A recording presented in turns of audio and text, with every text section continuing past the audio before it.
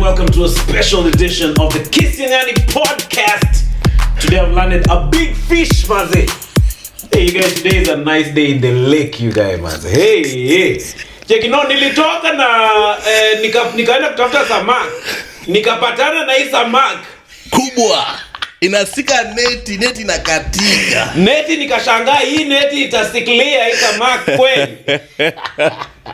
Kibunjah in the building, man. Karibu sana. One time, many guys don't know. I think they know, but maybe they've not seen you. Kwa hii pod, kama kuna msalifani anzisha hii renewed pod. Ni wewe, you guys. You remember that day? Hauna horns hapa. Kuna horns. Ama nichape. Hiyo inaweza unajua kwa nini?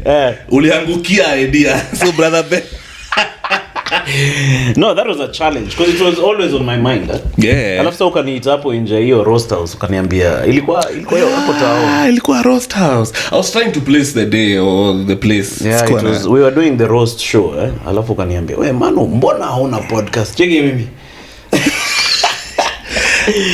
You guys looked at it those are the why mbona yenyewe sina podcast. Mbona? Yeah, bana, you guys. So cheers maze for nudging me in the right direction. Thank you for starting it, bana.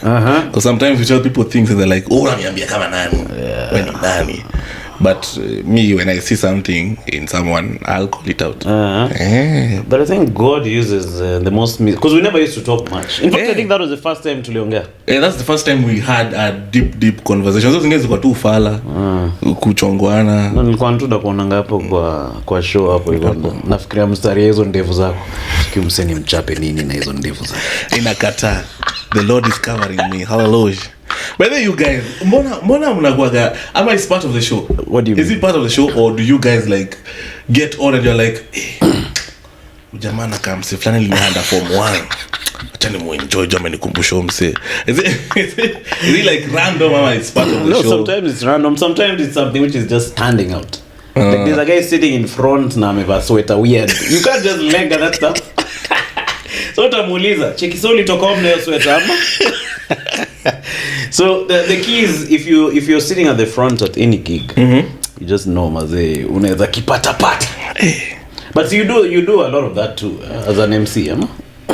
Sometimes. Yeah. Sometimes, but most of the time for corporate gigs, yes. It's allowed, especially when the guy giving you the brief tells you the front row itakuwa CEO, CFO, COO. But now I will enjoy kama ni because it's limited freedom. It's limited. So even nimeachana digaga za mine. So unashindwa hata unaongelesha nani? Unaangalia huku kana unashindwa uni lens nini? Tanda kuita jina zingine. So unacheki. So yeah, for corporates kuna best yangu fulani is a famous. Okay, si best yangu. The comedian. Swali. Mna follow each other on Instagram. Mimi namfollow. Unamfollow. Ni best yako basi. So this guy walienda gig fulani. And then it was him and some other comedian. And then kidogo ameingia the emceeing. It was one of these corporate gigs in December. Yeah. Wacha anza kuingilia CEO hapo. Until the CEO akaanza kuturn red. Alikuwa mzungu. CEO started turning red. You know that those guys were cut short wakaambiwa mazee. Wende bye. Hey, unachoma tunga ukiona. Mazee ilichomeka tu as they were seeing you. But it does happen because like last year I was in so corporates have changed, before they enlist you as an MC or a host, they do interviews. Yeah, me I've been to several interviews. I walked out of one. It was a digital one because someone came in and was like, "So you're the only MC on LLB? That's false advertising." I'm like, "Bruh, it's just a small title." So I asked him, "Do you hold an LLB?" He's like, "No, but you can't be the only one."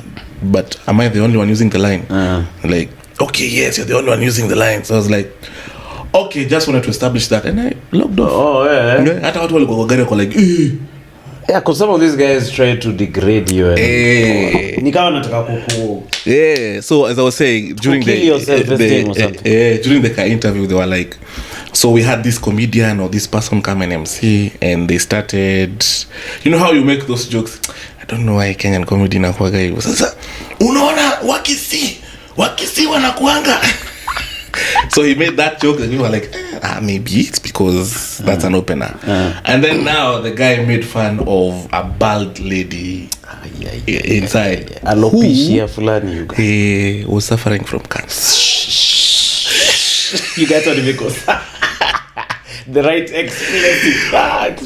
And you should have seen my face. Crazy, you guys. Yeah, so unacheki, like for emceeing you have to be very careful. So if you're told this is a CEO, you make jokes about CEOs and leadership. Bas, nothing personal. CFOs, you can't talk about the sweater like you are saying. You can't talk about the haircut. You can't. You guys, that is a faux pas. Yani alichoma unga vibaya sana. And now he's like an SI unit when MCs are being discussed in that particular organization. Yeah, emceeing is weird because the MC wa hii mwaka determines the how MCs are perceived. Exactly. Forever in that company. So now you have to be very careful. You want to maintain that company. And also unajua Manu anaweza ingia hapa. Nataka Manu alipoe double kuniliko so siwezi choma. So that's the what's your like when you're doing emceeing, what's your modus operandi? You don't touch CEOs. I touch now the big ones because what I do is before the gig I ask to meet top management, just to understand the organizational culture, etc. To know whether these guys wanna enjoyana hata people to people. If at all it's stiff. Exactly.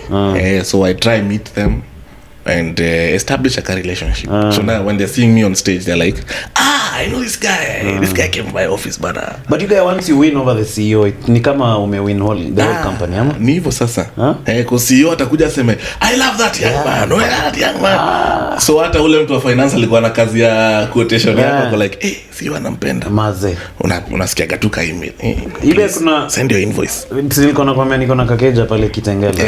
Rufeo keja unajua ilibaiwa na MC gig fulani you guys. This is not inaitwa IRA. This IRA insurance, it's insurance regulatory authority. Yes, those guys. So they called me there maze. Huyo mother alikuwa ananiambia even during the brief they want you to behave during the brief when utabehave hapo kwa show. Check, you have not even cracked us. Check me. Cracked you? Kwa nini sai? We are not at the gig right now. Sasa tunafanya brief. So she was so stiff, because alikuwa na I don't even know your gig when nilipata because alikuwa naamini anafaa kuona kina Jaspers. Shout out to them. Shout out to the comedians. But sasa mimi ndio nilikuwa nimeita. So she's like, who's this guy? Mungu ni nani? Bwana. So nikachapa hiyo gig. Katikati hiyo gig maze CEO akasimama you guy akaanza kudance. Now you've won over the whole company, the branches. Kaching. Jiweke ile number C. Sio hiyo. Ama domo simame ama wainama. You guys walinama yao yote. So what's your story bana? Ulianza history I'm saying ulianza ukiwa kampo kufanya law school, no? Ukiwa law school. Actually ilikuwa very weird. Mimi nilipatana tu na there's a friend of mine called Josh, dope musician, designer. Yeye mtengenezea nguo zangu zote. Yes, you guys. Anaitwa Mr. Oshono. Hey, shout out man. Shout out to Mr. Oshono. So we finished high school. So the babe who introduced me to church. Her name is Trudy. Shout out to Trudy. Ni uli Trudy moja huyu Wodemaya. Hata yuko sim famous. Okay. So Trudy akatuambia at NPC we have this thing called ex-cans where ex-candidates from Form 4 they gather, we go for camps etc. I was like mimi niko idol bana because leaving high school mimi niko najua nitacheza basketball nipate scholarship niende campus. Kwani ulikuwa mnoma bibo liga? Sikuwa mnoma vile. Ulikuwa mnoma hopes. Hopes. Check me ni mnoma hopes. Hope yangu naweza pata scholarship. So I was gonna join so I was looking forward to joining Strathmore. Because I knew in our year 2009 walikuwa napata scholarship for sports etc. So I was like niingie huko then I can transfer abroad, nikuwe rapper, I get shot, I die. And that was my dream. Life plan. Hey, man.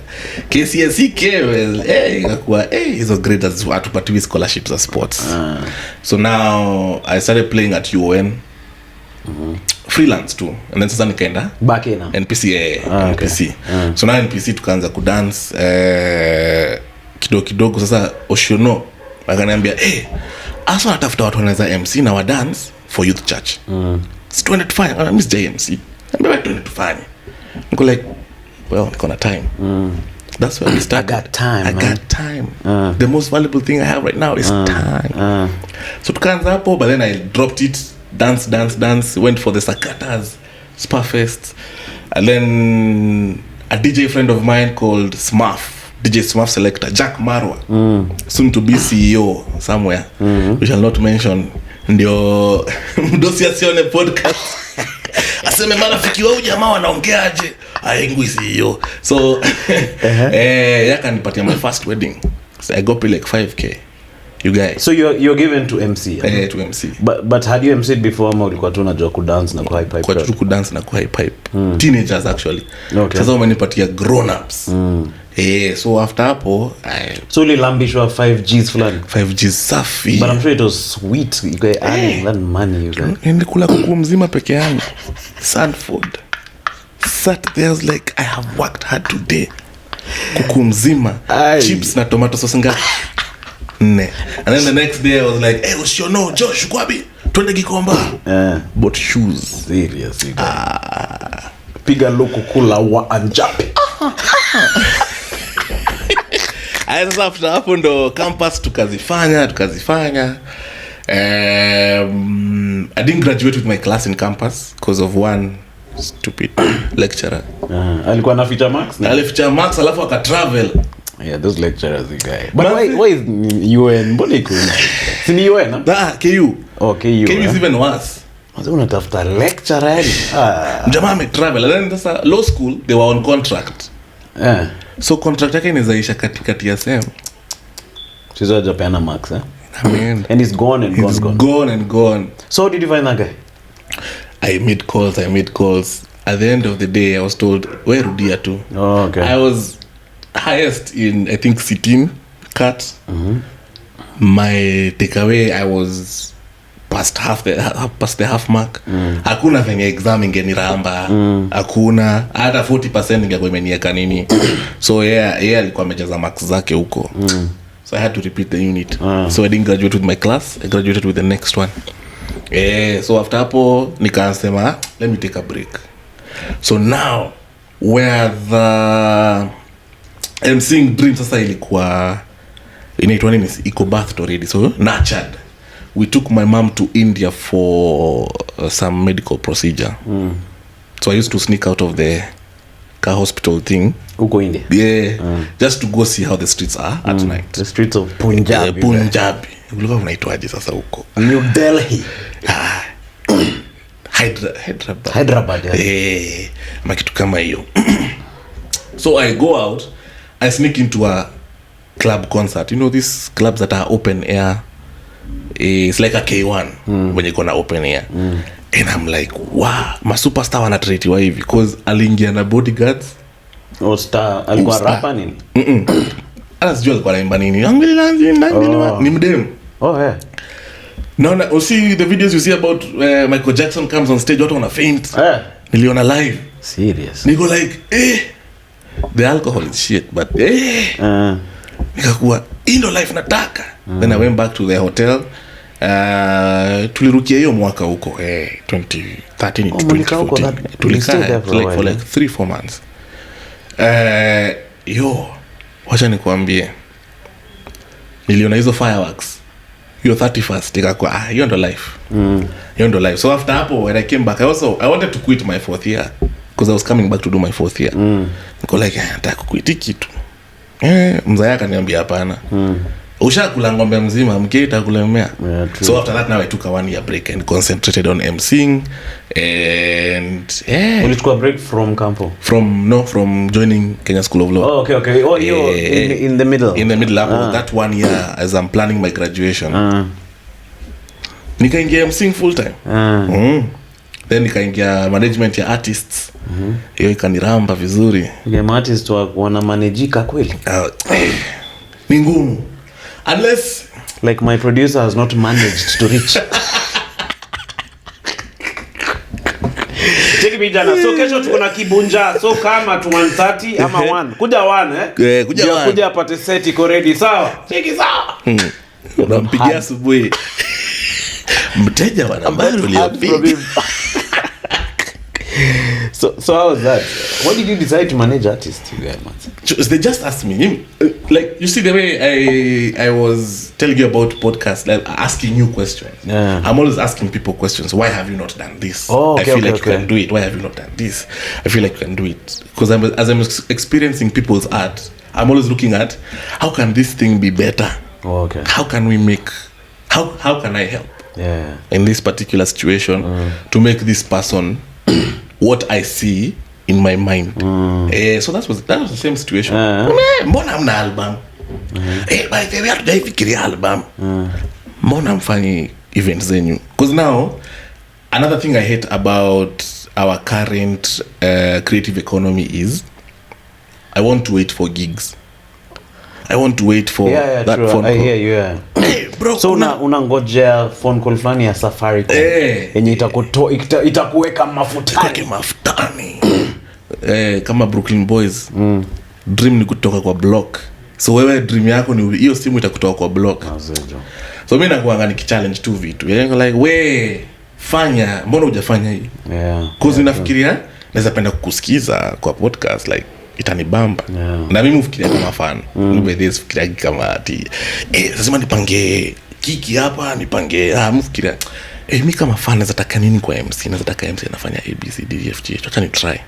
Una try na unapata mafans wako like so now inakuwa number 1 you're the audience. So you remove yourself from the MCing bit. Unajiambia hiyo joke kama unajiambia hiyo kitu like by the mtu akaniambia hivi naweza cheka.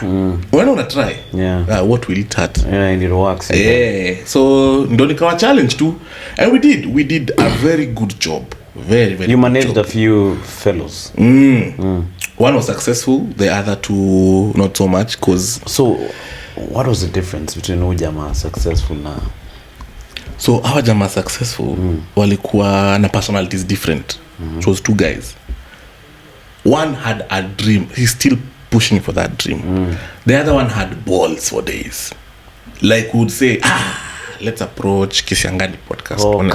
Can do mentality. Can do. Anaambia, situfanya. Sioni watu tu kama sisi. And we go.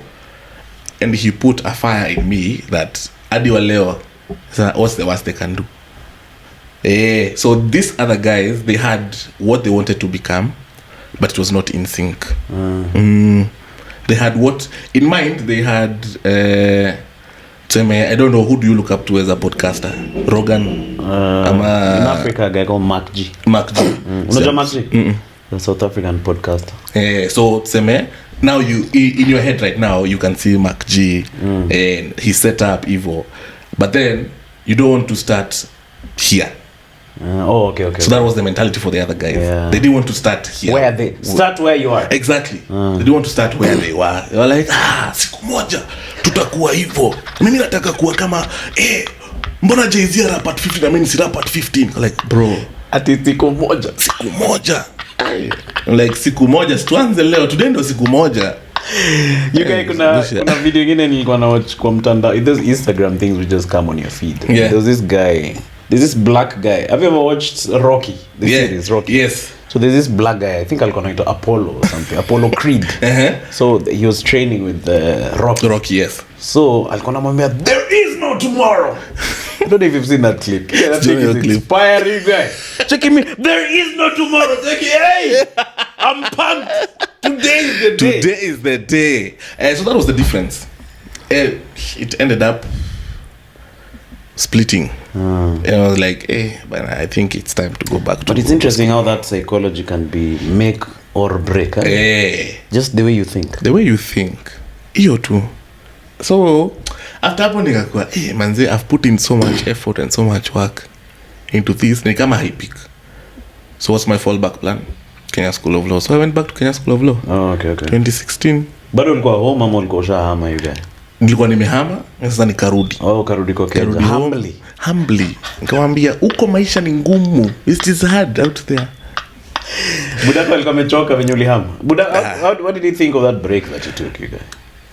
He was pissed at first, but then it's like every parent akiona do imeanza kuingia I was like okay, kuna ka hope. And then in your 20s everyone is giving you a break. Yeah, true. In your 20s everyone is giving bado ni mtoto, bado na grow. So he was like sawa. But also he was focusing on retirement. Because he was retiring. He had retired in 2014 or 2015. So 2015 is when I had taken the break. So for him it's like hapa kuna sitishwi kitu. Okay. And this guy, he comes home whenever he'll come home, whenever he can contribute to something he'll contribute. So he was alikuwa hapo tu. He's dealing with his own crisis, and then there's this other guy, this other thing. Cheki akikucheki no, wacha tuone. Kuna siku tumepitana naye kwa corridor. He was leaving for shags at 4 a.m. Me, I'm coming in at 4 a.m. Oh, serious. It's like, umetoka wapi? So he thinks I'm drunk. Oh, okay. I mean, it was so bad. Nimetoka gig. It was a dope gig. It was a campus tour or something. And kamwelezea what we've been doing is like, hey, you guys are thinking outside the box. Hey, kitu usani si hivi. We had a talk and he told me, sawa, think about Kenya School of Law, naenda ushago. And he left. But your dad sounds like open-minded. Wapi? Seem open-minded. Nijumi last sounds like a modern. So umempata in the grandpa stage. Grandpa stage. My dad was in the Air Force. Oh, he's a military man. Straight. Kila kitu lazima ikuwe straight. Unafanya bed hivi. Yeah? You flatten it. Yani, if he left the phone like this, hata itilt kidogo hivi, he'll see the difference and return it where it was. Hata saizi venye amezeeka ndo naona ni kama ana release your strictness. And how was it growing up and a military dad? Do they come with that need to the house? He never leaves them. Never. You see where these cops be at an understanding of cops wakipiga watu kwa maandamano. Because he used to tell me the role in the disciplined forces is amri ni kuu kuliko mwenye kuitoa. Like the order is bigger than the one giving the order. So inaweza kuwa the one above you amesema I don't care, I don't want to know, kill everyone. You can't just put in your humanity. There's no why. There's no why. Kill. So for him it's like that. Watu wasome ni kusoma. Do nothing else in school. There's one time he came for I think it was a PTA meeting. Me, I had not told anyone at home ati wakuja PTA because I knew nilikuwa funky ya basketball. So I was being told he came, he caused a scene. Where's Kibunjah? Not around. What do you mean he's not around? I pay school fees for him to be around. So now he's causing to students. Because students are the ones who register parents. They're not there. What do you mean he's gone for basketball? What the hell is basketball? He's causing. So the teachers had to pull him aside and tell him, hey, no, he's contributing to the goodness of the school name. Because it's a school function. It's a school function. So he calmed down, he went for the PTA, then went home. So me, when I got back to school, nashinda mbona watu wameningojea. Naingia kwa dom, watu wameningojea. Buda umekam? Like, hapo niuliziangi hivi kunaendaje? They broke down the story. Like, and me, I was laughing. I was on the floor like, ati alifanya nini? Bile budako alikuwa anawapunjanga? Sisi until class 8. Until class 8. Kuna kitu inaweza tu interrupt hapa. Ndege.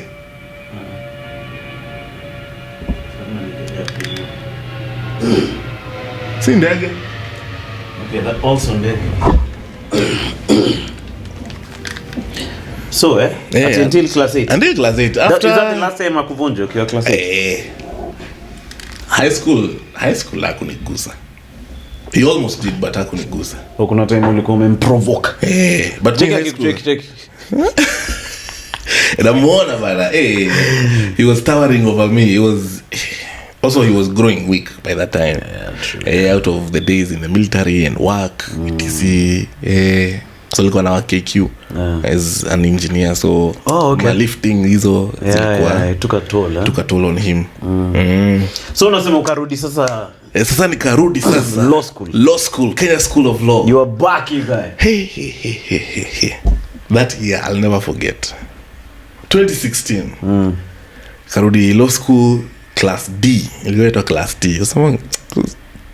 It was a good experience. I can relive my KSL over and over. It was a very good experience. I think Campo just trains you to finish things. By the way, Campo is just to open your mind. Anyone in campus watching this, fungua akili.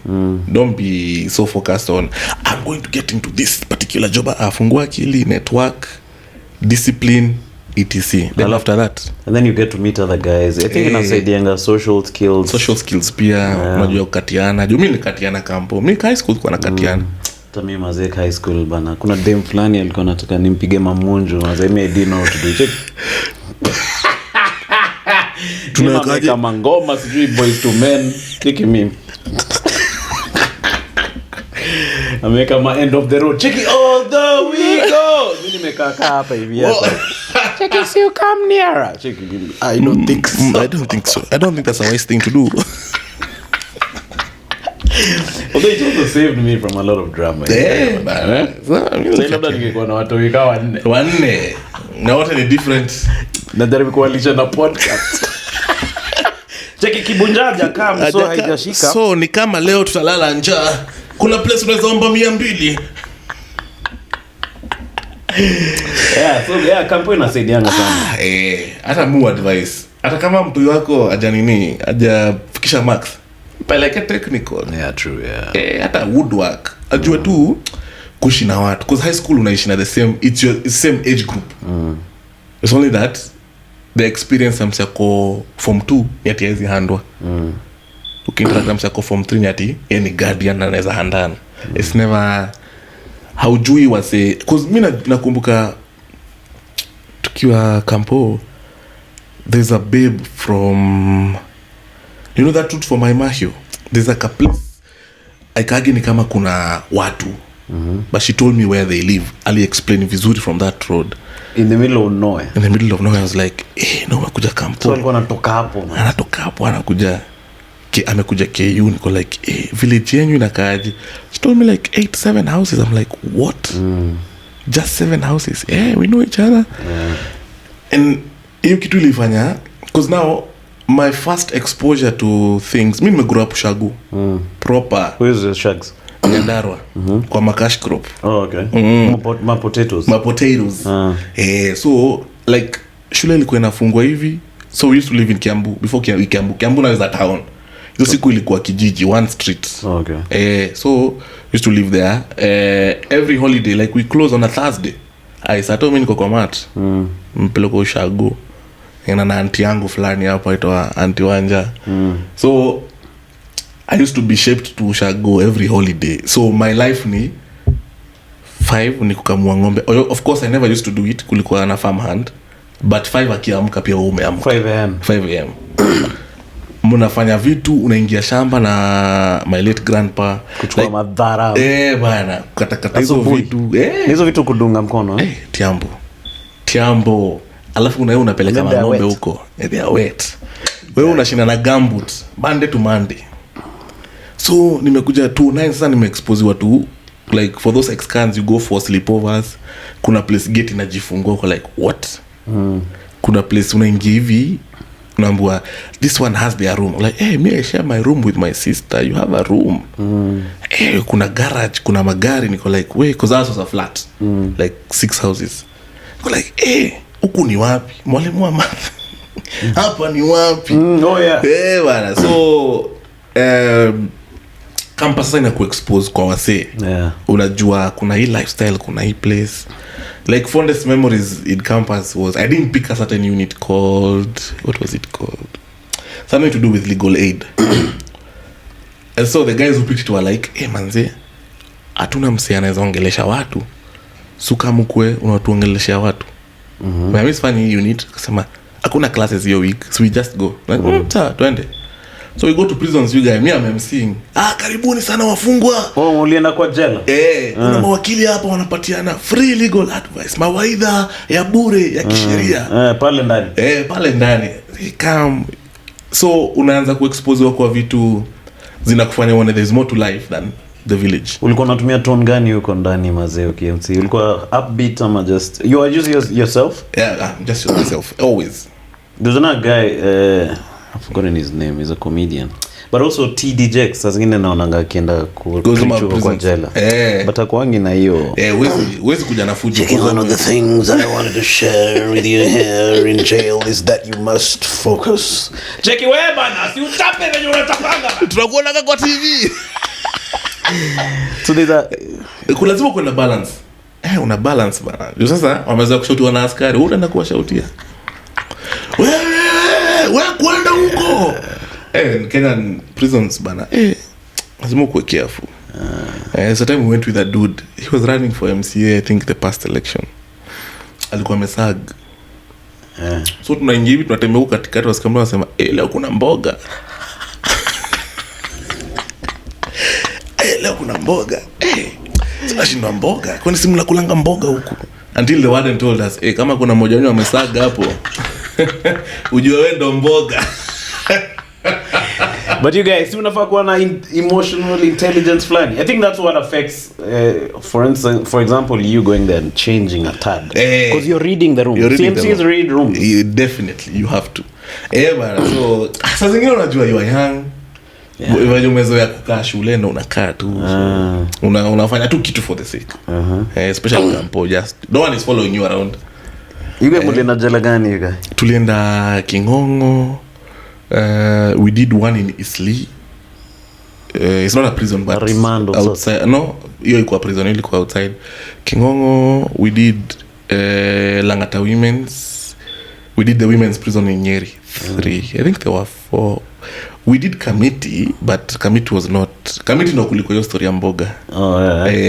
But haikuwa intense. Ya Kamiti ilikuwa And men prisons and women's, is there a different energy? Yes. Men are more. It's more intense. More intense. The women in a certain section. Kuna wanawake manga. Hardcore. Hata mwenye anatembea uko like, anaweza nipiga kibare ni faint for 8 days. Wamekuja kuwapatia free legal aid. Si tumefungwa, wanatuambia nini hao? Seriously guy. Ni mdem. Okay.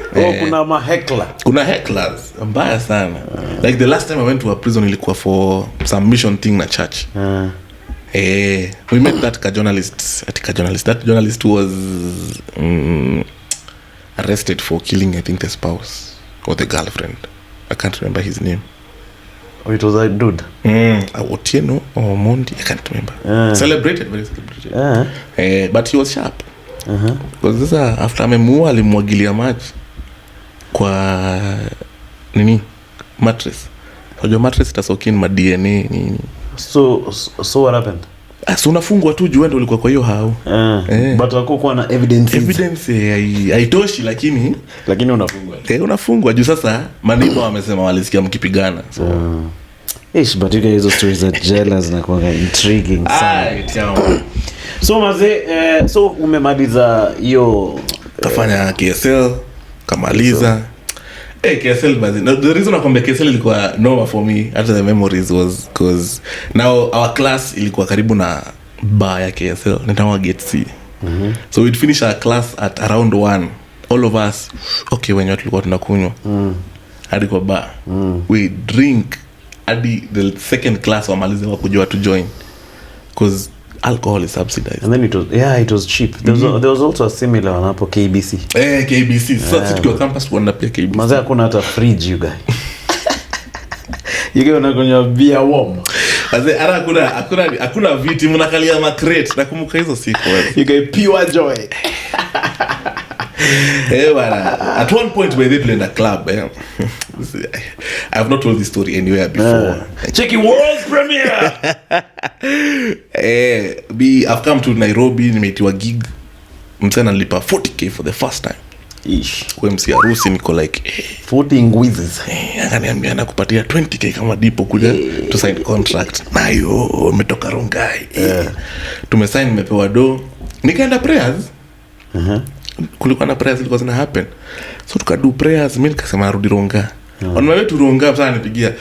Unajua leo ni birthday ya best yetu fulani. Sikuwa najua. Sherehe hivyo ndo tuliwekewa mchele. Nilioshwa. Mlena club gani hiyo? Club La Dida. Ilikuwa tu Club La Dida. Iko Rongai. Historia ya mchele hadi wa leo. You guys, but you're not alone. Hata mimi nishaeka mchele. Walai. Kuna time nilikuwa na 25 fulani. I don't know where I'd gotten that money. But it was supposed to do something else. It wasn't for clubbing. Lakini manumi nani? Nikapata na best yangu fulani anaitwa Eliud. Tulikuwa naye pale Mada. Mzee tumetoka tumeenda. Inaitwaje? Not Madio ingine.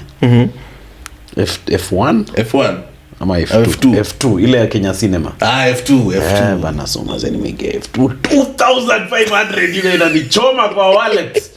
So nikaingia, I was chilling over there, we were just chilling with my pal. Then all of a sudden, my next memory, I was looking at myself on a mirror, holding me, I don't smoke, but I was holding a cigarette there. Checking me. Unad. Ama ndoto. Nilize. Sigara kalamu. So now my other next memory nilikuwa na Eliud tunarudi Mada. So no, kwa 3. So tukatoka tukarudi Mada. But so Eliud now was telling me what happened. Alisema sijui I think my drink was, aliniambia my drink was spiked because nilianza kubehave weird. Then my wallet didn't have my 25. I think ilikuwa sasa imebaki 2,000. So hiyo 2,000 ilikuwa imeenda. Nilikuwa nalalia mama mboga kama 3. Chikumsana nalalia mama mboga kachapwa bare tikipa. You guys, that was sad, you guys. Bana, so na chikizo no memories niko nazo za KSL. Noma sana. I can't relive that. I loved it. Love that, yeah. So when you're done, ulianza practice law yako yote sasa. Wapi? Kutafuta pupillage sasa. Miezi 7 ikapita, niko like, mimi si dwanzi. Grades ziko poa. And I realize it's the beard. Because now my beard was a single line and then it's bushy. So law firms likuwa naenda nimjia, what's your prior work experience? Guy, I've been emceeing. So in my head I'm thinking, emceeing sasa inaonyesha naweza simama mbele ya court bila uoga nini. Kumbe for them is telling them that I operate under my own rules. For real? As an MC, I'm telling them no, I get a script. I get guided on what to say and what not to say. So you're looking for a pupillage gig? It's not easy to get pupillage. It's not. There's guys who tarmac for days. Seriously? So tukaenda, the office I went into, the guy was like, bro, why are you so happy on Thursdays? I'm like, because weekend is coming. And I know I'll go MC. And the guy is called Gitonga. I don't know whether he's still around. I need to look for his number. He's called Gitonga. He told me, bro, do what your heart wants. You know what I'm saying?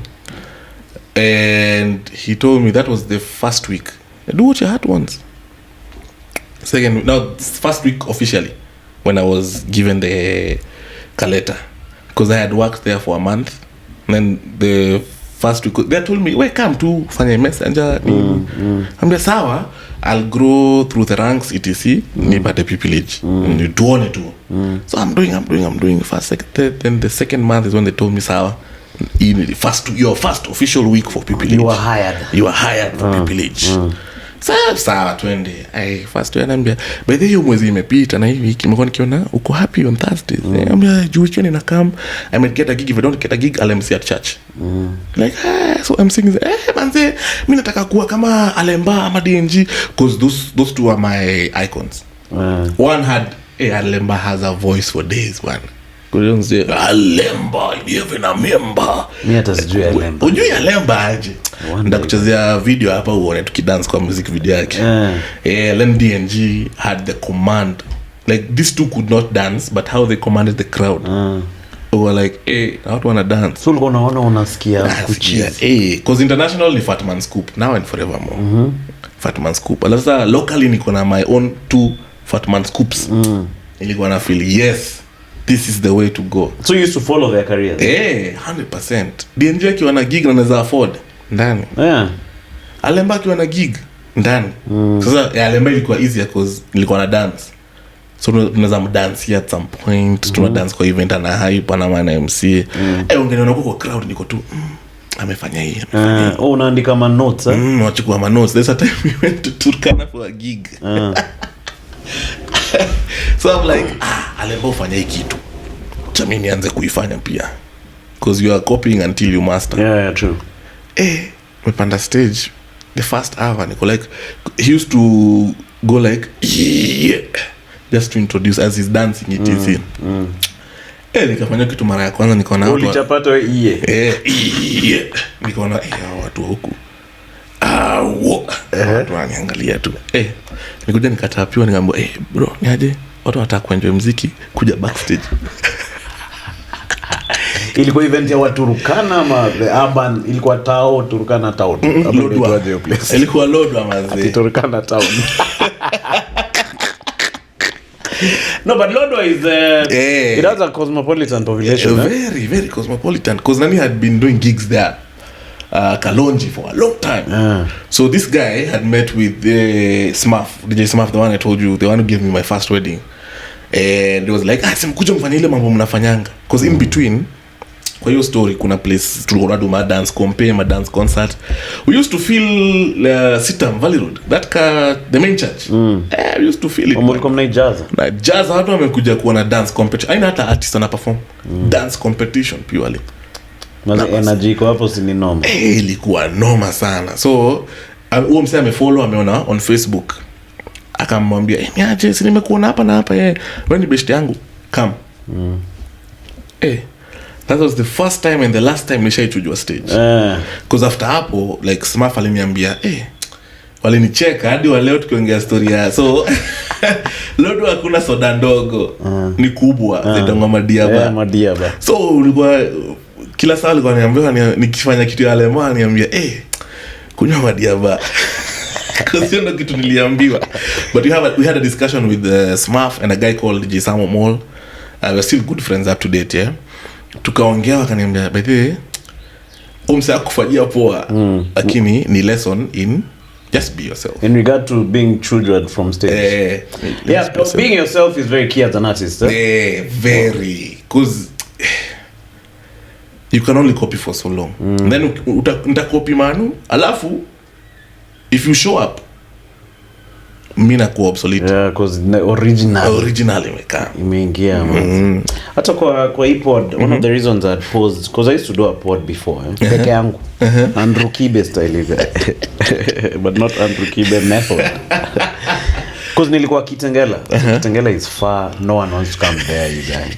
Because hata si Kite, ni Kite alafu unaingia Kitengela B. Bana. So hata watu wakitoa kama like huko ni wapi? Na wanaisi Kite. Huko ni mbali. So I tried to do a pod, but I was just from radio. And my voice on radio wasn't my genuine voice. You had a radio voice. Bana. Nani Tai keeps telling me nikiongea Kizungu my voice switches. Ananiambianga wewe nakujua. Hata ukihost in Kizungu anajua vizuri sana. Sasa yeye amenijua high school na campus anajua. Mlikuwa na Tai high school? Kuna Tai high school. Nyeri Baptist Kiambu high school. Tai alikuwa Kiambu high. Tai kwanza inafaa siku moja wakifanya hizo stand up mwambie wafanyie break dance yake fulani. Kofiti. Na afanye snake dance. Ndio ilikuwa kuna time aliitwa gig pale TZ. Ndio TZ kabla uanze comedy unaanza na cadence. Cheki mimi nikiangalia Tai. Cheki. So now you build the energy with the dance and then now you're unaingia you guys. Were you in the same class? No. She was in a much cooler class. Mababi. Cool people. Ilikuwa 4B. 4B ilikuwa na waseku. Mimi ilikuwa 4D. 4D tulikuwa tu, but tulikuwa na deputy school captain. Who was my desk mate. So you were enjoying favors. I was enjoying favors. Alafu nikakuwa class monitor. You are a collaborator. You guys, we need to punish y'all, man. Collaborators. Wait, so after your gig Turkana, that's when now your career started shooting. Career ilianza kushoot sasa. But the first thing is to form the network, right? Form the network. And then actually the first thing is start where you are, because now that's your training grounds. Mimi Sitam NPC was my training grounds. Like they reached out last year, we did a whole TV show together, and they couldn't understand how I was given to being in that space. I'm giving back to a place that built me. So where you are, anza hapo. And then now hata kama uko ocha you guys. Hata kama uko ocha. Nani ana MC service zenyu? Kama unaenda church. Kama uendi church, tafuta ututu, cause ushago nimerealize that's why I love going to shags. People organize themselves into groups and then do amazing things. Yeah, community is very big in shags. Kuna football match on Sunday. Nani ana MC hizo vitu? Wata kwa MC unangoja kuja Nairobi kwa MC Kile football match una MC vipi people? Si kabla waanze. So you gather facts about Team Caliph. You gather facts about the microphone. Unakuja unasema ilianza lini. Okay. So guys are like, this guy is so knowledgeable. The one thing that people have in common across the world, if you know something, people will gravitate towards they love ni kama a moth like kama moth. In the words of Shakespeare, the greatest temptation of humans is curiosity. Yeah, true. You guys kuna best yangu tulikuwa na radio, alikuwa na quote mabook mbaya. Check it, if you look at Outliers by Malcolm Gladwell, chapter 4, it's actually, I've underlined it. It's there's a part where it says, check it. Thank you everyone. Unasomanga tu buzz. Check it, nikijaribu kukumbuka book yenye nishaisoma. Check haya. Acha niwachape na David Goggins. Check na wewe unaanza quote ya book nyingine. But it's true, you have to expand your knowledge. Check ukikumbuka Merchant of Venice.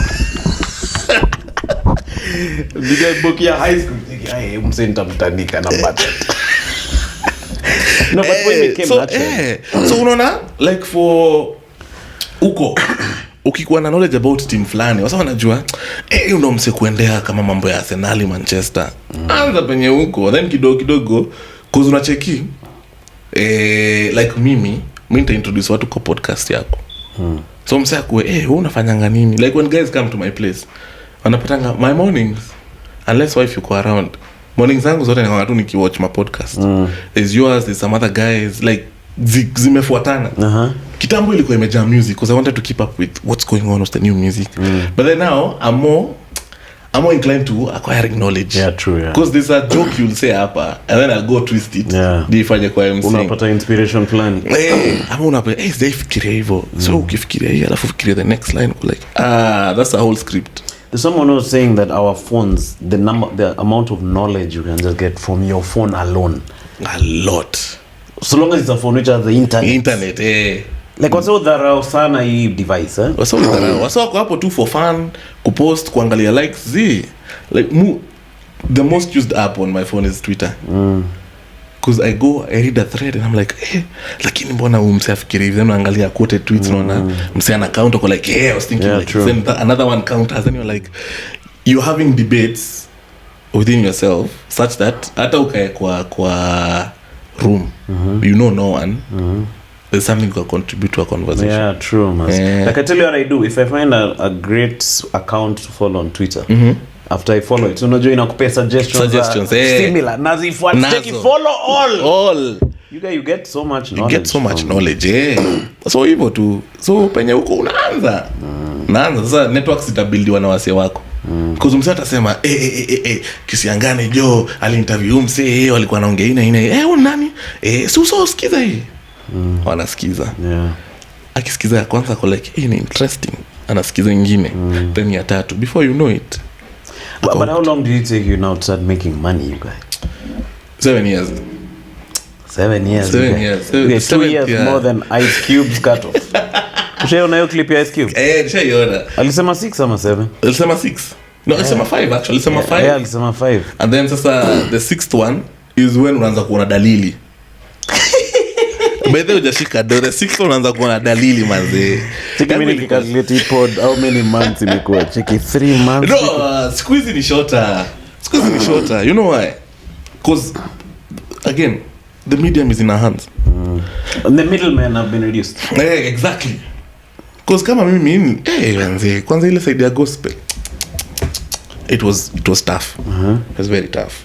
Was there like few guys who were getting all the gigs? So now what happened is from my observation, wasi walikuwa na organized outfits ndo walikuwa napewa gigs. So there was so most people don't know, there was System Unit, there was Genius, K Crew, there was another called Spin Reg. What was the other one? I can't remember. There were like 5-6. So now they have their own DJs and their own MCs organized by they do their own school missions, they do their own events. But then now Groove Awards, or Groove, which I have to applaud, used to bring all these people together and give them a platform and even pay artists. I don't think we pay enough homage to Mr. Kev Muley and Groove Awards and More Sound. They how they revolutionized and changed. They build an industry out of non-existent industry. And I feel like he keeps pushing the envelope with what NRG is doing. It's just that timing don't go off. Because Wasama moved to phones. By the time they are launching their station, people had moved to phones. Oh, okay. So, but I see like they're catching up on TikTok and Instagram, etc. Oh, but I pay homage to that guy. Alijenga hiyo industry. So Ali, what do you mean by Alijenga hiyo industry? Like, what Ali did bring order. Gospel was not being played. And when you listen to the stories, wanasemanga, excuse me, they were like, to the high schools, because high schools are the people who are listening to radio and requesting songs. So gospel ikaanza ku request on radio off of their stories there, that is. After being requested on radio, they're like, hey, tufanye gig. Then the Daddy Owen started doing concerts, album launches, just all over the place. Churches, bana kidogo industry ndo hii kidogo groove party, because kitambo we just used to go to TSO. So kama una do ya TSO ni totally sold out by K Crew Kubamba. Oh, okay. Really dope gig. 3 arenas. Moja iko na live music ile wazee sasa. Ingine ni DJ peke yake. Ni kama club. And it was a gospel gig. Hizo siku zetu za jam session ilikuwa kubwa. Jam session was the it. So there's guys who don't want to see artists perform. We just want to go dance to our favorite tunes. And then that stage the now performance. Ilikuwa inafanya wapi? Different places. The best one we've gone for was at Nairobi Chapel on Kong Road, and kunaitwa hapa Parklands Baptist. Oh yeah. Hiyo kwanza ya Parklands Baptist, I think Juliani ndo walikuwa sasa amehit vizuri. I should have Juliani on this pod bana. So ni connect bro. Siles. Kwanza anatoa song mpya in a few weeks. Hata ndamwambia kuja piga story. Ndamuuliza kama kwa open kufanya hizi vitu. Na inaweza sana. Bomsa kuna knowledge way. So let me ask you. No, first finish your thought. So now this guy came in with a groove party. He called it groove party. Who's more? Kev Muley. Okay. Groove party akaifanya KICC. Bro, it was cheaper than TSO. Sisi wote sasa tulimaliza, I think ilikuwa 209 or 208. Sisi wote tulienda KICC. Ana tukufikiria mambo ya TSO. So ilifunika TSO. Ilifunika because he was paying artists. Because before TSO unapewa honorarium. But hii unalipwa perform. After hapo Groove Awards ikarudi sasa, because Groove Awards had taken a break. Groove Awards come back, yani ana award wase for their talent. So guys start working. Mziki inatoka ni quality. Kwa sasa kuna award system. I think hata saizi Kenyan music you struggle kuza kuna award system. Oh, there's no reward. Because if I'm working for a certain trophy and a certain amount of money being paid, bro, I'll put in the work. Ni kama mimi najua mimi nikiwekea video zangu za ku-MC kuna client ataona anipigie simu. Yeah, true, yeah. That's my reward system. Yeah. So hii ingine ya kupewa award, I mean I'm acknowledging like, and that's why I love awards. I'm acknowledging that your effort in this thing is not going unrecognized. Maybe you guys should start Kisiangani podcast awards. You guys, I am the one awarding. Check so the Kisiangani podcast award for best podcast. Ghost You get takuita MC you get. Cheki wasoni kuna hiyo gig yetu ya podcast award. podcast award. But nani does the same thing? Who? CNN. CNN wako na awards the journalists. And then they award other stations. I think it's a statement of ndio hiyo. Dominion. Lazima uonyeshe. You have to go against the grain. So he revolutionized, yani akatufunza pia tunazalipwa. Because you see, I have nothing against the church, but manze kushinda ukiniambia hii ni ministry, hii ni unga yangu natafuta. Yeah, you need to get some money. Ministry ni kishuka stage. Si pastor analipwa, mbona mimi nisilipwe? Yeah, true you guys. Wait, but what happened to awards? It just ran out of steam.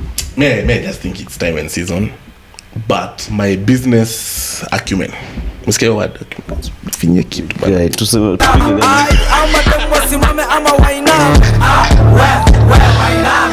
Yeni acumen. You inainamisha wase mbaya. Sasa business acumen yangu inaniambianga we failed as artists. Because we never returned value. You see, if I'm investing in you, you have to return value. And returning value cannot be YouTube views or fame.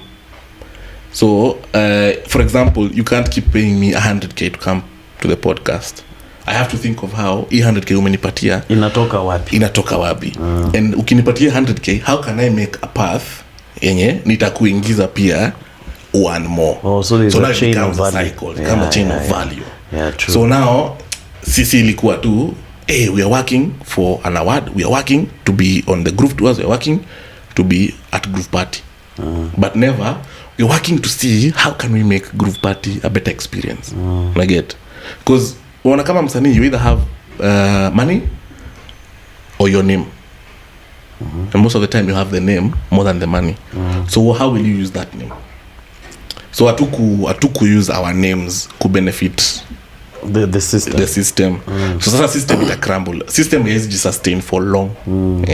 Lazima pia wenye wana benefit from the system waweze ku return tax. So why do you think many of these dope award winning gospel artists went to secular now? The money again. The thinking is the money. And I don't blame them. Because unaambiwa hata wewe ukiingia usanii uliambiwa hiyo ina pesa. Yeah, true. So that thing sticks in your head until ile sikuta make do unasema uko successful. But success actually is that you're doing what you love. Hiyo ni success. You have room and space kufanya kenye unapenda. Hiyo ni success for me. So ikakuwa huku hakuna do, kule kuna do. But then pia hii side ya secular si ati kuna do. It has its challenges, right? Hiyo nzima inasumbua wewe nini? I think imetumwa na watu wa mic check. Watu wa mic check nitakuja basi, poleni. I will come. You guys. Check, no, I want to send it there just to disrupt the guest. Let it just fly around. So hata tulikuwa tunasema ni wewe mzee bana. No, tu ulikuwa unasema secular. Secular pia unakuja unapata kuna, because the secular side, what I've seen from my experience, I don't know whether it's true, but at any one point there's a certain king. Okay. Or certain kings. So now corporates are going with those kings. So inabaki kama ni pyramid, hawa watu wa katikati wanabaki wamehang, hawa watu wa chini wanakula hope. Siku moja nitakuwa kama wale wase. Siku moja. So hiyo ndo inakuwa issue. So it doesn't look as glamorous as it looks from the outside. Exactly. I think nothing like there's always an underlying story to everything. Exactly. Alafu sasa ukikuja pia side ya secular, unajua secular una compete na tuseme Drake. It's a global competitive field. Unajua gospel you can make it a Kenyan thing. Because Kenya unapreachiwa Kenya. I had this amazing, so there's a time we were doing missions and I met this white guy. So the guy is preaching his brain. After preaching tumemaliza hivi, anaenda huko nyuma lazima smoke. For really? Na sasa hapa wewe Mkristo ukismoke uta preach time. Ndio hiyo. So nikamuuliza how so I can explain what's the deal. I can explain you know, it's come as you are. I cannot quit this thing immediately, so ni pole so I reduce. Okay. But huku inakuaga switch immediate cultures too. And so for gospel you can actually unaweza yeka Kenyan peke yake na isi cross border na umake do, cause Kenya is big and it's a religious nation, quote unquote. So for gospel it's easier for you to remain in that space. So wakiingia secular wana struggle, cause secular sasa bro, ushaiangalia iTunes ama Spotify top 100 songs in Kenya, utapata Kenyan song maybe iko number 7 ama number 10 iko number 1. Una compete na kina Ruga, una compete na kina Wizkid, kina nani, kina Burna Boy mjamaa anajaza ma stadiums huko Madison Square Garden, na wao kiitwa club appearance mnatokea watu wanne. You get one of the things that changed how I think was that thought about appreciating your audience here. Yes, the audience you have here. The audience you have here, and you'll stand on it to become a global act phenomena. So mimi nilikuwa like when I think of, say, stand-up comedy, I used to think purely in English, but I thought to myself, nikienda Lang'ata nipate na maboyo wangu, some I talk in English, some napiga Kiswahili, some na mix. So why don't I just embracing that ndivyo. And then sasa unajua, it's never, I don't know who told me this quote, it's never we are going to, I think it's Juliani, si ati wewe kama creative unafaa kwenda ku advertise yourself when you supermarket, so jibrand, so that mtu akipita ako like kitu inakaa poa, kipita tena na hii place siku moja nitaingia, that time ataingia. So we need to work on ourselves, not how will the guys receive this song nini. How do I receive this song? I love it. You just do some dope stuff. Fanya. Like, me, I never understand what those guys are saying in a banner, boy, you guys. You can send me the location. Me, I'm just hearing. Right, yeah. You guys the British guys are repeating what that guy is singing, you guys. Exactly. So first, you as an individual, you have to embrace it and love it. Embrace it, to love the it. Yani, kuwa your number one fan. I'm a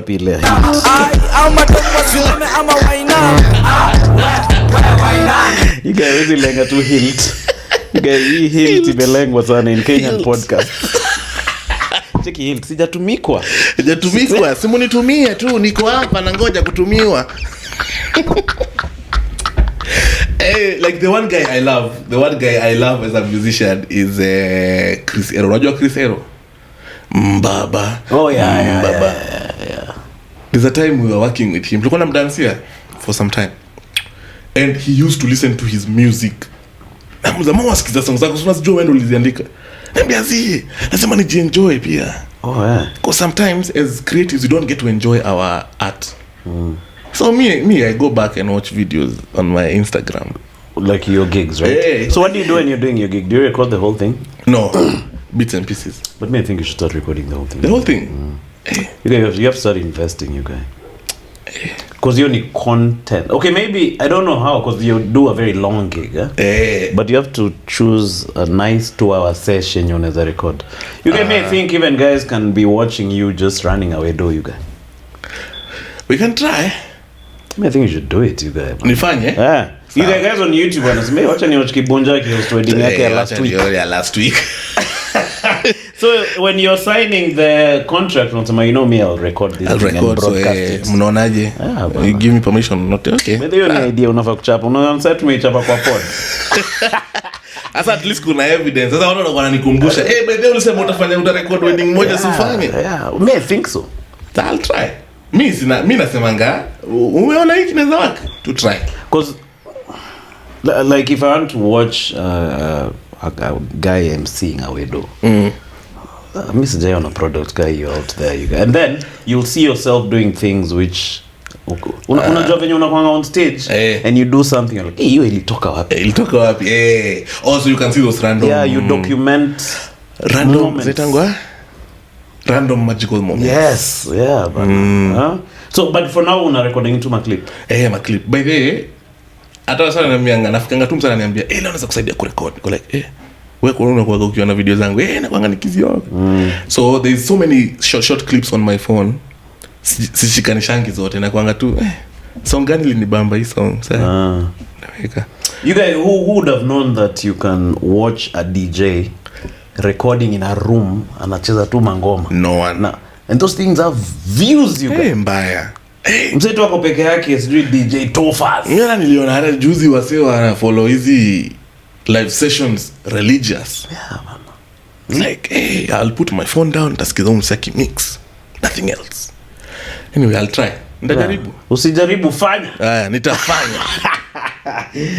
Wewe bana. So like the wedding emceeing market in Kenya. Is that your main area? Am I just corporates na wedding was my main area for a long time cause there's a time I emceed a gig for 3 years bila pay. What gig was this? It was verse 5. It was pure hip hop gig, pure gospel hip hop. You guys, what happened to your channel ya Homeboys? Ilikuwa inaitwaje? Holy hip hop. Damn. Ilikuwa sijui the Kubamba guys used to host that thing. You guys, kitu ilikuwa na mangoma kali you guys. Ilikuwa inaitwaje? Cheki holy hip hop. Ilikuwa inaitwa Try Crew. Ilikuwa inaitwa Try Crew. Trinity Connect ama Trinity. It was owned by Homeboys, right? Every Sunday jioni. No, there was a gospel station. Oh, the gospel station was called Kubamba. Ilikuwa inaitwa Kubamba. And then they closed it. Ilikuwa ina make door matika hiyo. But you guys walikuwa wanacheza mangoma zingine sijaisikia you guys. Hip hop. Also walikuwa in the culture. I pray itarudi. There's a dope one right now called Pal Radio. What's the music like? It's good. It's urban, it's gospel. But sasa pia wase wameanza I feel like globally the gospel sound is lost. Globally, I feel that's my opinion. I feel like the gospel sound is lost because the guys who are doing hip hop are either too deep, talking about seventh heavens or Holy Ghost come upon me so I can rap like Isaiah. I don't know. I'm just saying like Isaiah, who was a pariah to the sinners who are actually winners. In what regard? It got so deep that the Bible actually says, as you preach to these people, some can only take milk, and as you mature, you're able to chew meat. So I feel like, especially with the gospel music, the milk aspect, inafai kuwe, because milk you just drink. Swallow. Okay. It's easier I don't know digest. Kama ina apply kwa watu wako lactose intolerant but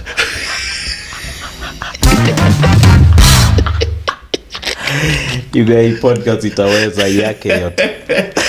But I say we because I still have, I feel like I have a debt to that particular side, gospel industry. Maybe we still have a debt to translate these heavy things we know into milk. So I feel like the sound is lost because of that one thing. Like if you listen to the song Jaire, the remix. Is it Maverick? But now the remix that was done by Lacrae, Limo Blaze and someone else. If you listen to it, it's like, oh damn, I love this song. It plays hata kwa clubs, hata side ya secular, inacheza watu wanaimba because it was a TikTok sensation and it is very simple, very very simple. Wewe unakumbuka hizo ngoma? I think many of this Kenyan gospel walikuwa na hiyo kitu. Nakumbuka nikiingia ma3 fulani, mlevi fulani alikuwa anaishi Madapi anaitwa Ondeta kaingia akaanza kudemand for kuna dawa. Chekeka kuna dawa bara. Eka kuna dawa. Bana, ilikuwa simple. Kuna dawa. In fact, there's a time a lot of gospel used to be played in clubs. Unajua Star Home is the only gospel artist to hit platinum. Ali hit platinum, man. Platinum. Cassette sales. Serious? Cassette sales. In Kenya? In Kenya. Cassette sales. Platinum. Of course, kuna wengine wamekuja but ukiangalia time, unaangalia hiyo time it was harder. Because for her ilikuwa hard your time.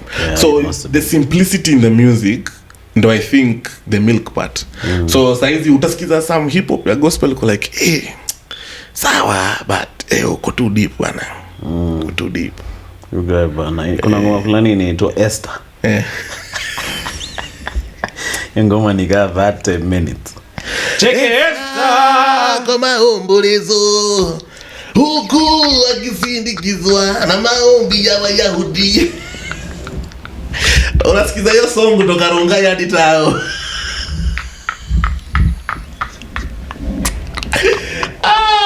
Sasa tunacheki kitu kama hiyo. Akisema atakubariki. It's simple. Asima ya Wayahudi. Nimaliza you guys. No, sasa I think that's the thing. That's the thing that's ailing the sound globally. I think it's globally. Because what's the last time you had Kirk Franklin? Stomp. Dance. Stomp. The simplicity though, I think ndio iko lacking. So but Pal Radio are doing a good job.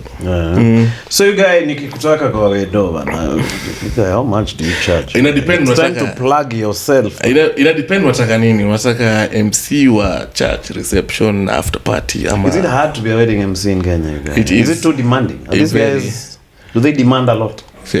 I love the job, however manze utaingia wedding, kuna Kisiangani alikuwa wedding last week. MC alimfurahisha, so anataka kuja hii wedding MC afanye Kenya ule MC alifanya. Bema idoka kila mtu anafikiria ni boss wako. Exactly. Then sasa there's family. Sasa hujataja mama ya wazazi. Hujaita marafiki na classmates wa mama ya ule shosho ya anko yake. Mbona uko like bro, mimi unaona wale wawili wamekaa pale, hao ndio walinipatia kazi na walinipatia hii list. Wengine siwajui. Is that what you tell them? Me I tell them that. Na mmenga ule ndo client. Sasa mi client ameniambia hivi. Sometimes I even lie. Like tunataka kufanya client alisema hataki hiyo. Because you're like tushabambisha crowd, wewe sasa unataka niweke kitu deep mood. Yeah, true you guys. Because you know you're supposed to quit senye watu wameachwa huko. It's an art form, right? Exactly. Inafaa kwa watu wako huko energy ziko kwa, alafu nakuja nasema sasa najua msichana sisi ndo watu wa kwaya ya kanisa yao na tunataka tuimbe mambo yetu mpya. Sasa hizo umetoka kwa amana available alafu ukuje uingie hapo kama we maombolezo na tuko harusi bana, calm down. So sometimes we tell them client alisema hapana. Until now unatafuta place kuna time. Like if the guys have to eat before speeches start, hapo or some downtime unaweka hapo. You told me you guys, most guys don't come on time. Unakuanga hapo on time, on time. Discipline you guys. Nikiwa late lazima niwaambie niache utachelewa, but by the time nahitajika ndakuwa hapo. Me have taken a nduzi from where was I? Rongai to Kiambu Road. So you fika on time. I fika on time. And then when you're done, do you hang around ama ukimaliza? Nikimaliza mwana nisota niende. Also to me before you guys. Yeah, sometimes kuna clients wana wasiwasi. Kuna clients wametendwa. You know the worst thing about weddings is kupigia groom. Check ni aje nilichapa. Honeymoon. Narudi lini? So ni ngoje tu. Acha basi ni ngoje. How do you get your payments, you guys? After nawaambianga, by the way, when we're meeting I tell them umetupa deposit sawa. Balance patia best man. Best man na kutafuta end of the wedding. Immediately nimesema thank you, it's been real, etc, God bless you, and they're cheering. Naambia best man.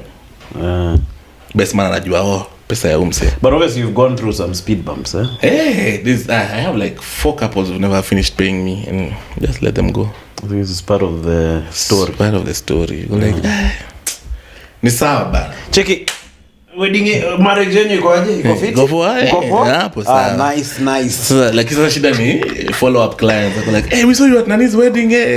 Au sasa ndo wanaumia. Watalipia hiyo pesa. Oh, okay. Hao ndo wanaumia sasa. Anambia but ulimcharge pesa, anambia akumaliza kulipa. Ako like but then I discovered hiyo inachomea watu, so like hapana, bei ili change because sometimes it's a gap of like 2-3 years before. True. Now Obviously it can't be the same rate. It can't be the same rate. What are your thoughts on eating when you're the MC, you guy? You eat when the food is brought. I used to hear at the rule is the client has to eat first. Sasa mimi ni kufenja hakuna. So do you sit kando and eat? Kando huko na maphotographers chini ya meza. Haonekani. Cheke ukiitwa. Cheke. Sorry. Cheke. Mukiona. But then now it creates create space for jokes. Wanasema sasa mukiona ni kama niko na nyanya huku ndani mnisamehe. Like pia sisi tunaweza kuwa tumeshikwa hivyo abrupt. So they see the human side. True. Because the good thing about art is when you show people the human side, they're more elevated towards you. But there has to be some etiquette, especially the corporate gigs, right? Corporate so lazima corporate unakula, but you can't be on the line in with the client. You cannot. Like so CEO wako hapo nyuma anasema, so you know the financial when niongezee kuku. You don't think they should be, because you see now you learned through the hard way of apprenticeship, which is good still. But have you ever thought of a school, you guys? What I've been told is do master classes. Because guys are like, we want to learn from you. Yeah, man. But I've never thought about going to a school. Not you going, creating a school system. I think master classes where I can better. sign up and say, even I tell you how that can help. Even a corporate can be like the well-trained MCs who know how to run a corporate gig from Kibunjah school of emceeing and training in emceeing. And the motto is to be the only MC that's trained by the only MC with an LLB. You should think on those lines. I've thought about master classes because that's what I've been pushed towards. I don't know how to create that curriculum though. The problem is it's like another job altogether. Exactly. But someone has to do it, man. I'll think about. Give me a year. Because all these things which we are trained about now, they were just things people used to do, and then now someone decided they can mass train. Because I feel like there are so many guys who have the talent, but they're just using brute force and just... Exactly. And they don't know even... Either the etiquette is missing. Yeah, there's no etiquette, there's no business classes, there's no... It's just kuskuma. Especially these guys, and shout out to all these guys. Like, you know, there are guys in Tao doing emceeing za kuuza masimu. Bana. Nishaifanya hiyo job. Ni ngumu. Bana. Speaker inalipanga fao per day, you guys. Siku hizi ni... Imekuwa better. Siku hizi ni like 5K. So why am I here doing a podcast? Check out asanteni sana. Huyu ni Emmanuel Kisingani na simu ambayo tunasukuma leo ni simu aina ya Motorola imerudi. But you guys talking the whole day is not a joke. It is not a joke. Hata 2 hours. Hata nashanganga watu wa podcast. I've been told to start a podcast. I'm like, mimi ni A podcast, if I told you two guys, nika kupiga story, but you're documenting it. Hapana. Stories zangu zitaisha. Zitaisha. Unless mi labda nifanye kama interview. So tell us about yourself. And imaliza na the inaitwangaje ile the SI unit line for every interview. Sasa watu kule mtaani wakitaka kupata wakupate wapi? Ama tutaambia vijana nini? Utaambia vijana nini nyumbani? What is the one thing? You guys that question one thing, you guys. What is the one thing you can tell the youth? Take one. Only one. Na venye nimechapa hii story many years. Wait, man. Marriage is going well. You're a married man. Yeah, I'm a married man to one beautiful superstar. Yeye ndo superstar by the way. Mimi najaribu tu watu wa kazi. Kwa nini saa ngapi? Oh damn. Let's give it like 10 minutes, we'll be done. Mimi niko sawa. Ni watu wa kazi za next month. Watulie. Wajue pia mimi ama. Wajue pia uko podcast. Niko kwa podcast. Ya Emmanuel Kisingani of the podcast. Emmanuel Kisingani podcast awards. Watajuaje? Anyway. Marriage for me inanibamba. For me it's the proper character development. Yeah, true. Ingine ya character developiwa kwa streets. you're just being hurt and heartbroken. But marriage is proper character development, because you see umezoea kuishi peke yako, man. Kuna tabia uko nazo umeweza ingia, so unakuja unapangwa. Like when you're alone, you don't see those things. Ni kama mgeni akiingia kwako ni una realize kuna vikombe mbili peke yake. Vikombe mbili pekee na watu ni wanne hapo, watafanyaje? So it exposes you proper. And imenibamba because imenifanya more disciplined with my finances. All right. More disciplined with time. Because time ilikuwa disciplined nayo kikazi. And he said, you know, like, sini mimi tu. But now there's another person. You have to divide your time. You have to know if I'm working Friday, Saturday, Sunday. That's my wife calling, in fact. Speaking of wives, ni kama amesikia bongelelea, ni kama naenda kumchomea. Anyway, so you have to divide your time. You know, if I'm working Thursday, Friday, Saturday, Sunday, Monday my phone is on D&D, because you have to give her time. Yeah, true. You have to talk, and that thing is important, huh? Yeah, you have to talk. You know, I feel like that's where guys lose out. Hapo ndo watu lose out, because wewe una feel like I'm working hard, kwani wewe uone niko job, yet nikitu mngeongea tu mwambia nini aje nikiwa job ni ile, so can we set aside a day where we just the two of us? Kama siku hizi we've taken up Monday movie nights at K1. Oh, nice. Courtesy of Mugambi. All right. Usunieke kwa hizi maplan. Mimi life yangu sina life. Sawa, K1 kila Monday from 7:30. But movies naweza pia. Yeah, hizo movies zinaweza. Kama hii month inaisha, like next Monday itakuwa the last one kutukidu Tom Cruise. All right. The one before was documentaries about sportsmen. I missed 2. The one before was childhood movies like Mrs. Doubtfire, Gods Must Be Crazy, they like Commando, they like, so it's, you're not going with the current movies, you're going with movies you grew up watching or a certain actor being highlighted. It's nostalgic. Na inabamba because also like, hey, I didn't understand this movie in that sense at that time. Like when we watched Sarafina, it was cringy for the white people there, because everyone was like, some white man just said, "This is my country." I was like, "What do you mean?" And I was like, "What? Dude." So I was like, "Hey, there's white people behind us. I want to turn and look at their faces." Their butts were fully merged together. Check it. Hii kitu ishe. Kwanza hiyo part ya Safa. Check, he took me. He beat me up. Shocked me. They raped me. I was like, so inakufanya understand vitu better as a grown up now. So those are the times you spend with them. So that's the time you have to be creative about it. You have to be creative about it, because you can't spend it in the house. How come, Like I remember when I was at my wife mazee. Alipiga Faith Kipyegon. Check it. World record. Check you guys. Nishikani huko. Kitanichoma. Omanyala. Check, it's a new world record. She's shaved off 4 seconds from a previous time. So you guys. Pole bana. Unaifanya na si ifanye. Wewe mzee. Na wase wanajua hiyo story. Kuna mtu aliandika kwa comment ati Manu hana nyota ya love. Wamekuibia nyota yako. You guys. Nyota yako ya love is gone, you guys.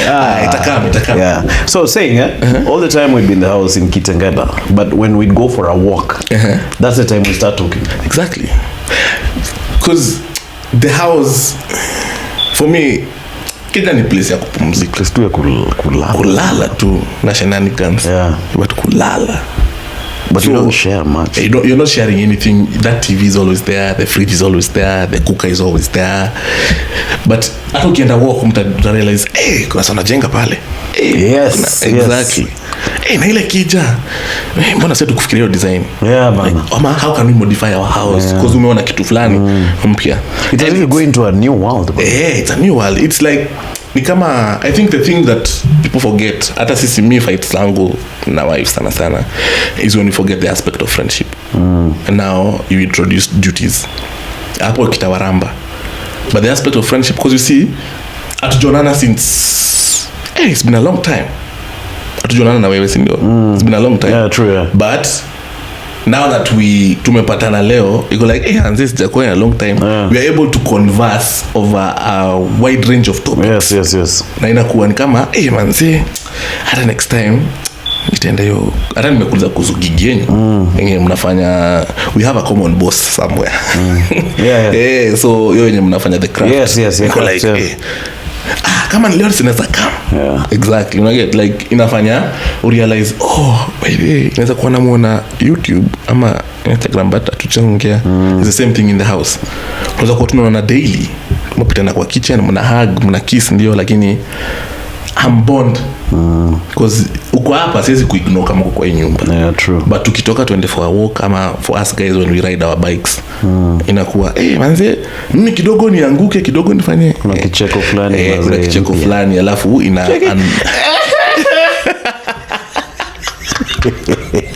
alafu ina unlock a new memory. That's the most important thing. Mimi marriage inanibamba. Alafu kuongea openly about things. Because now you see we're in a generation where divorce is normal. Yeah, true. Yeah, tackle those hard topics. Why not? Talk about them. Talk about them. So now you get to hear how your person was brought up and what they think, how you are brought up and what you think, before introducing a child. Because some of us have grown up with trauma from our parents, because mmoja aliraisiwa in love, mwingine amereisiwa in survival. Like for us iko hivyo, her she's raised in love. Like it's very weird how I interact with her brothers and sisters and her parents. And how I interact with my parents. Like my parents, we call each other when there's an emergency, or when niaje tujaongea wiki mbili uko aje uko poa. Because now I don't know how to relate with them as a grown up. I know as a child, because it's do don't don't. Now as a grown up unashindwa sasa tunampigia nimwambie nini. Hata Father's Day unaotry kumwambia I love you, unamwambia uko salama. Hiyo ndio love. Dad alikuwa anasema to show his dad he loves him, he just go and stands next to him.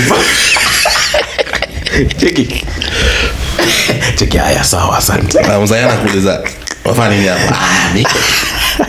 You need intimacy. Yeah, but so like, but for them they are bana, like when I talk to my mom in law sasa, I feel like maze, that's too much love.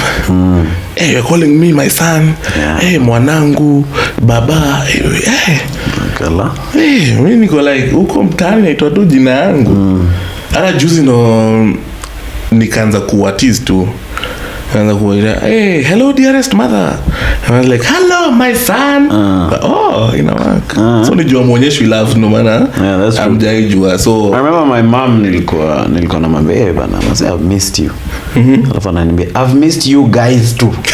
Guys, I'm the one talking to you at this moment. She couldn't isolate, in her nature she could not isolate at giving you the love individual. Ni nyinyi wote pamoja. So hizo conversation, hiyo friendship inafanya you unlock core memories together, and you get to do things that are away from the normal movies, dates. Like juzi we started a puzzle.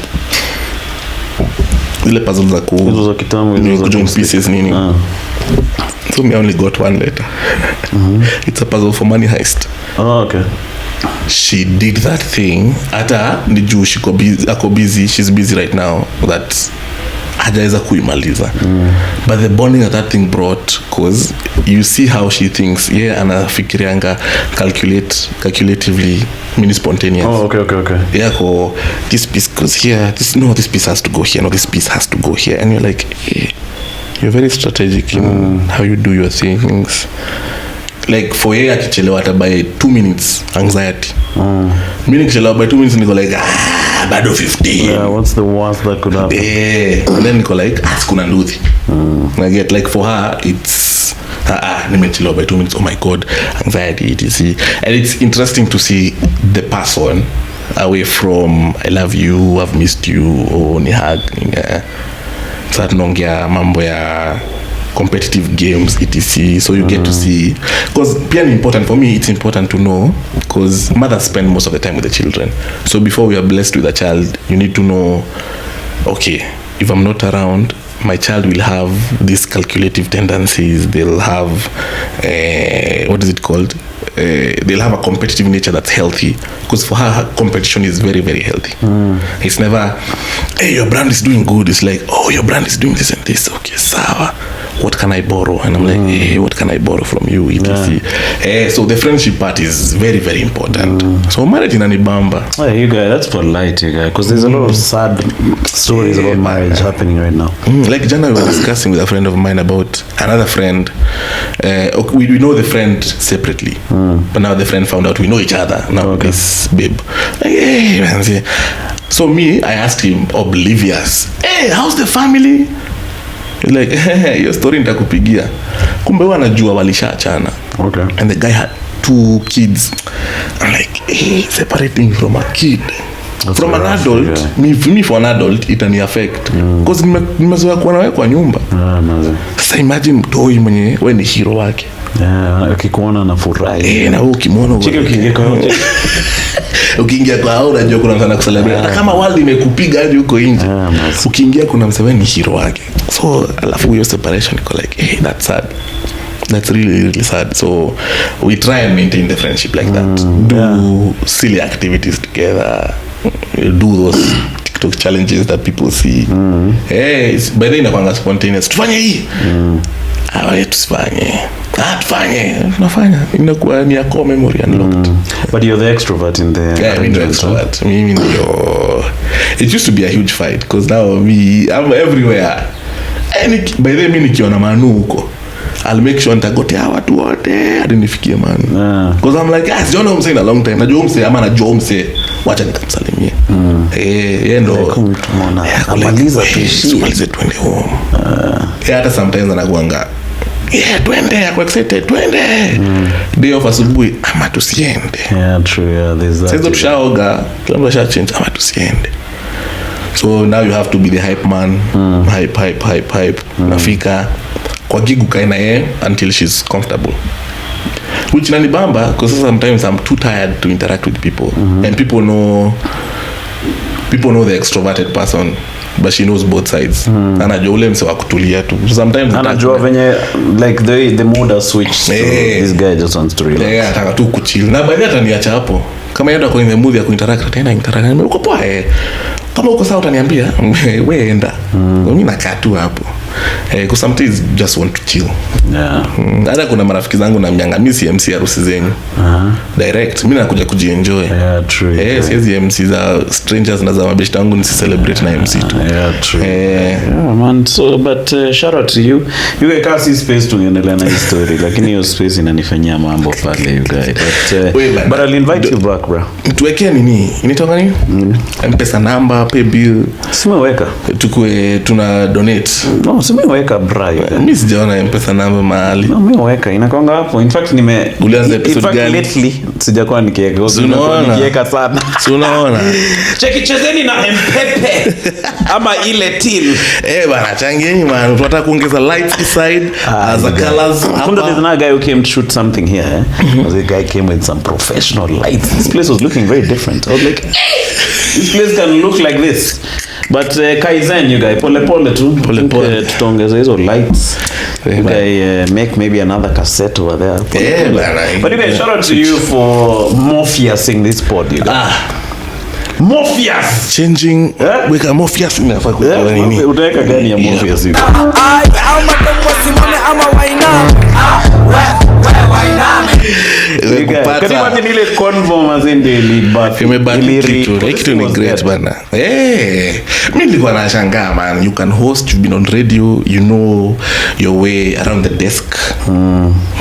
Tufanye podcast. Yeah bana, mimi nilikuwa give up until you siku yako ya Morpheus. Checky, I want to give you the red pill. You do you want the red or the blue pill? Bana, checky mimi. Checky. I want the red one. Check you guys. Welcome to the real world. Now in the real world, why did I measure that red pill, man? Maybe kwa tu nimechinta au nikigojea the next gig. Kuna msata nipigia for the next gig. Ngwa Kitengela. By the way, Unajua niliua last comedy, kuna mtu lazima anipigie kwa hiyo show. Anyway, wacha nikatafute Indomie. You guys, but shout out to you, man. So check out Kibunjah social media, mazee, unakuanga very active. Unaweza wanaweza kupata wapi? Hiyo ndio swali unaenda kuuliza. No, nishasema. But watakupata wapi kwa social media? Now that you mentioned it. Atana siko Kibunjah with a H at the end. Okay, pod italeta magig mingi sana. Twende sana. Yeah, nakusho. Unajua ni mu international. You guys, ngoja uone you guys. Your phone will bring up the hook, you guys. Check it. Hi. No, I saw you on Manu's pod. You're right. And I was wondering, what is your rate? Oh, that's kidogo, I can afford. Hey, you guys. Your phone is about to blow up. We accept it. We accept it. You guys, no, but shout out to you, man. I'll invite you more. I think I've enjoyed this. Stories more. Yeah, we've not even scratched my being arrested. We've not talked about the company. So it's a must. Your kurudi is a must, bro. I'm more than willing. Okay, I loved it.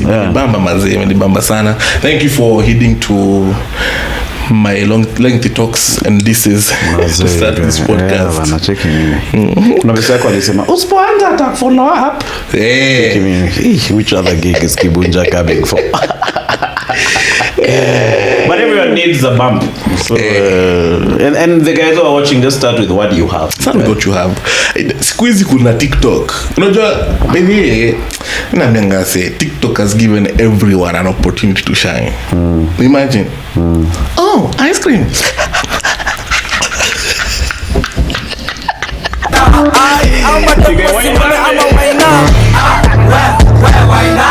You get cheers, man. See you on the next one. See you on the next one. All right.